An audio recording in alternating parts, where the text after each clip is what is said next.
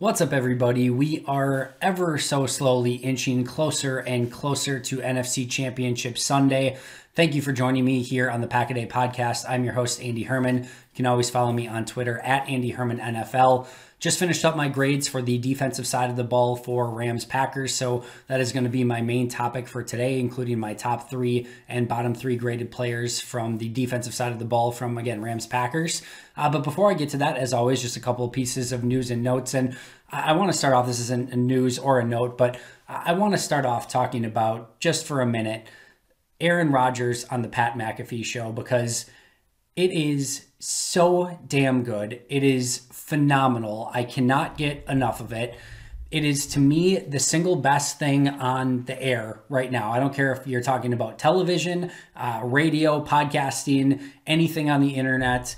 Aaron Rodgers, especially for a Packer fan, but Aaron Rodgers going on and talking football and life with Pat McAfee is insane. It is so good. You have this just tremendous blend, and I should mention it's the best besides the Pack-A-Day podcast here on YouTube and wherever you get your favorite podcasts, of course. But besides that, Pat McAfee, Aaron Rodgers, you have this amazing blend. I mean, I don't know how you can watch and not bust out laughing 2 or 3 times just from the storytelling and the banter back and forth. It is engaging. You have, Aaron Rodgers having these, amazing storytelling moments that are just absolutely captivate you. If you're a Packer fan, you see things unfold on TV on Sundays, and then he breaks it down to a level that, frankly, I don't think anyone else in the world could break it down exactly like he does. And you get that really unique, kind of peek behind the curtain. It at least seems, and you never know players, and you like to think you know them because of the interviews and the stuff that they do, like on the Pat McAfee show and things like that. You never truly know a player, but it certainly feels like we get to know a really big piece of Aaron Rodgers and who he is. And I think kudos to Pat McAfee for bringing that side out of him, and you can just tell there's that connection there that is just, I don't even know exactly how to, it's like a kinsman, it's like a brotherhood. It's like, you can just tell that they have all of it, and the rapport between both of them. And then you also get this, if you're a hardcore football fan, which I'm assuming you are because you're listening to this, you get just an X's and O's breakdown from Rodgers, or even from time to time from McAfee. You of course get the chime in from Ty on the side, from AJ Hawk, and just all of it together it's mind-blowing how good it is. And Pat McAfee, there are few people in this world who can be an athlete and then go on to do announcing and sportscasting, and then what he does on the Pat McAfee show and building his own brand, engaging on social media. He goes into wrestling ring with Adam Cole and wrestles his ass off and earns the respect of wrestling fans, which, if you're familiar with wrestling at all, no celebrity wrestler ever has gotten over. It just does not happen because it just doesn't work. Like the formula is tried and true, and it just doesn't work. He goes in and he, completely wrestles his ass off and wins over a wrestling crowd that's extremely fickle about these sorts of things. He's so charismatic. And again, the interviews that they do and just being able to peel back some of the things that we didn't always know about Aaron Rodgers, I just can't say enough. Kudos to that entire team, Pat McAfee and Ty and all that group for putting together, obviously, a show that Pat McAfee does that's entertaining, irregardless of Rodgers being on it. But when Rodgers goes on, man, it just turns it up 100 notches. And I hope that both of those guys continue to do that even well after Rodgers is playing. I hope they do it in the offseason. I hope they do it next season and after he retires, and so on and so forth, because I could sincerely listen to both of those guys just talk football and life and anything. It doesn't matter. They could talk literally anything, and I would be tuned in. And again, just kudos to that entire group for making that happen, because it's been really unique to see Rodgers in that format, just an open format, and hearing it. So if you haven't had a chance, go back and listen to it. It's so engaging, and I think you're certainly going to enjoy it. Of course, again, after you finish up watching all, what are we on, like 127 YouTube vids and 910 Pack-A-Day podcast episodes. Once you finish those, then go watch Pat McAfee and Aaron Rodgers. But just amazing stuff from them. LeRoy Butler had his, resume read by Pete Doherty. Tremendous job by Pete Doherty, and no better person anywhere that could break it down and give a better argument for Butler than Pete Doherty. But I just wanted to take 2 minutes, not even, to give my speech for LeRoy Butler to the Hall of Fame committee and why he should get in. So to the Hall of Fame committee, this is for you. This is my speech as to why LeRoy Butler should get in. What in the hell are you doing? Why is he not in already? He is a Super Bowl champion. He is a 4-time first-team All-Pro. He is a member of the All-Decade team of the 1990s. He's a member of the Packers Hall of Fame, a four-time Pro Bowler. He got sacks and interceptions like no other safety during his time. You let Steve Atwater in, but LeRoy Butler's not in? Let's fix this right now. You can have your do-over. We'll forgive you for your past transgressions, including, Packers in the past that haven't gotten in on time, like Jerry Kramer. We're happy that he got in, but we're still a little upset that it took you so damn long. It's time to get LeRoy Butler in. Fix your mistakes, put him in the same class as Charles Woodson, and we can move on from there. So that is my 30-second speech. What the hell is wrong with you, and why isn't he in already? Period. End of story. He needs to be in. Fix it. All right, one other note before I get to my grades. Tramon Williams was released by the Ravens. I know there's a lot of you asking, can he be picked up? No, he was not a practice squad member. Once you release a player like that, he's kind of in no man's land. He's frozen for the remainder of the season. So no, Green Bay could not pick him up, but I didn't even want to discuss that per se. I just want to go over, there's a chance, and I hope this isn't the case, but there's a strong chance that he played his last snap in the NFL as a member of the Baltimore Ravens this past week. And if that is the case, kudos to Tramon Williams, who had certainly a Packers Hall of Fame worthy career. People always ask me who's on my Mount Rushmore, who are my favorite players. Tramon might be 1A on that list. He doesn't get nearly enough credit for what he was able to do during that Super Bowl run and the years surrounding it. In that Super Bowl season, in my mind, he was a shutdown corner. And that's not a phrase that I use lightly at all. He was that damn good. And then, of course, you have the NFC Divisional round where he gets the pick six before halftime against Atlanta. He had other interceptions on the run to the Super Bowl.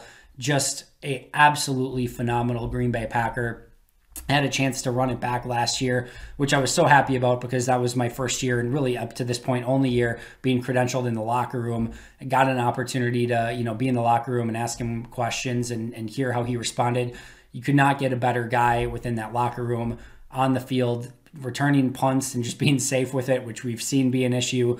And one of my all-time favorites, an all-time great Green Bay Packer. If that was the final snap of his career, congratulations and kudos to you for just a beyond phenomenal career that deserves every ounce of accolades that will be hopefully bestowed upon you, certainly as a Packer Hall of Famer, and anything else that they want to give you is deserved as well. So kudos Tramon for an amazing career, if that was in fact the last game of his career, which we will see. All right, defensive grades for this game. This was a really unique game for me grading this, and I've never had a game grade out exactly like this. So there are 17 players that played in this game for the Packers. 12 of the 17 got what I would consider basically a neutral grade, either a plus 0.2 to a negative 0.2, and in somewhere in between there. That's basically a neutral, a couple plays here or there, maybe good or bad, but for the most part, you're playing within the flow of the game. 12 out of 17 graded as neutral. 2 players kind of graded below that, Chris Barnes and Kamal Martin, I'll get to in a moment. And then 3 players graded above that, Rashawn Gary, well above, phenomenal game. Kenny Clark and Jair Alexander were definitely above it as well. But I was going back and just kind of thinking about it. Why was this the case? And this was really a kind of more of a scheme game than a talent game. And what I mean by that is the Rams knew, especially with Cooper Kupp being out and Jared Goff at quarterback with a bum thumb, they knew that they were going to be limited on what they were doing offensively. And Mike Pettin took a very simple and cautious approach to that game. And basically you saw all the, kind of softer coverage, off coverage, and making Jared Goff beat you down the field without making mistakes. And on 3 drives, he was able to. On 5 drives, he wasn't. Didn't get any turnovers, but certainly was a successful day on defense. And going into that game, you have to imagine that the game plan was, all right, we're going to put up points. We think we can get to 30. Let's just hold them under 20, even close to that. And we think we're going to have a really good chance. Let's just be safe, not allow any explosive plays. And really they did that, again, allowing 18 points, only one play over 20 yards. But when you looked at it, this wasn't a key game for matchups and grading players. And you're thinking of, all these players just dropping back in coverage and just coming up and making a tackle. And so many times, Jared Goff just getting rid of it, 3-yard pass, 4-yard pass, getting the ball out of his hands. And because of that, the pass rush isn't getting time to go there. So you're getting a lot of 0 grades, just neutral grades, because they didn't even have a chance to get to the quarterback. The players are off in coverage. They're making a simple tackle, a lot of 0 and neutral grades for that. So you're ending up with maybe a plus here, maybe a minus here, but it ended up equaling out for, again, basically 12 of the 17 players. But let's start with my 3 positives. Again, Rashawn Gary was definitely the one by far and away that graded above anyone else in this game. And I love the nuance from Gary in this game. He had one move, and this actually wasn't even one of the plays he got pressured on, but just this is what you love to see of the evolution of a young player. Comes up, attacks the tackle, a little tug on his jersey. The tackle kind of comes forward. He spins around, bends around the edge. Goff got rid of the football. I believe had he hung on to it even for a second, that Gary would have been able to explode right to Jared Goff. It's a little push-pull move, but it was gorgeously executed with a little bit of a bend around the corner. And that's nothing that I've seen from Rashawn Gary on tape up until this point. He is learning. He is developing more, converting speed to power. But you actually saw him use some counter moves, right? He'll try to go around the edge, but then he was countering and taking a kind of a false step outside to go back inside and kind of almost like a juke move inside. Like, his game is evolving before our eyes. This is by far and away. I've seen flashes from Rashawn Gary that have been enough to get me excited.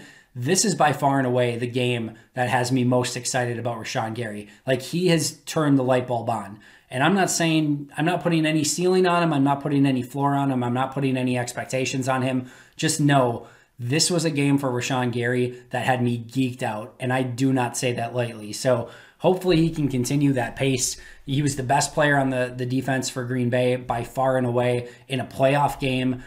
You love to see that, and his ceiling is very, very high. Let's put it that way, and I'm excited to see what he can do next. And again, you see him evolving right before our eyes. Kenny Clark started the game a little bit slow, didn't hold up on some double teams like he usually does, but came up with, I think, a sack and a half, got some pressure, got some movement late in the game, and really came in strong towards the end of the game. Jair Alexander, kind of same thing. Actually allowed a couple routes that you usually don't see from him, some free releases, just kind of completely uncharacteristic of him. Goff wasn't able to take advantage in either of those scenarios. There was the one play early, if you remember, where they were trying to convert a first down, and Jair actually got beat off the line, and the receiver was wide open. I think it was Woods, but I'd have to go back. But I believe it was Preston Smith got his hands up and batted down the ball, and it never got to the receiver. That would have been a completion on Jair. There were a couple other ones like that. One, he got beat off the line, and the receiver had a couple steps on him deep. Will Redmond did a nice job covering it as a safety and basically almost like sprinting from the other side of the field. But Jair was about a step and a half behind him.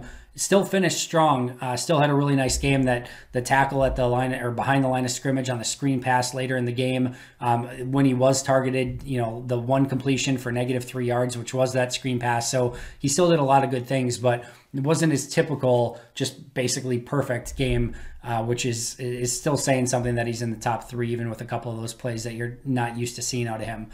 My lowest graded player was Chris Barnes. One, he had the play at about the 5-yard line where he had Cam Akers, and Akers just powered him basically into the end zone and got about 5 yards after contact.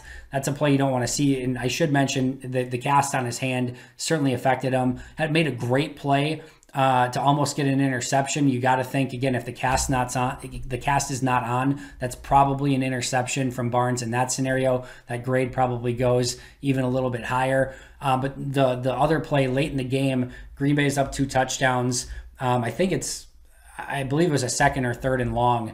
And Green Bay's playing a cover 2 defense. They're just dropping everyone in coverage. And there's a receiver, I think, again, it was Woods, but don't quote me on it, who runs right up the middle of the field. And that's got to be Barnes that just runs with him. Barnes kind of plays the underneath. The 2 safeties are spreading wide. There's an opportunity for a shot play, potentially for a touchdown if Goff sees it.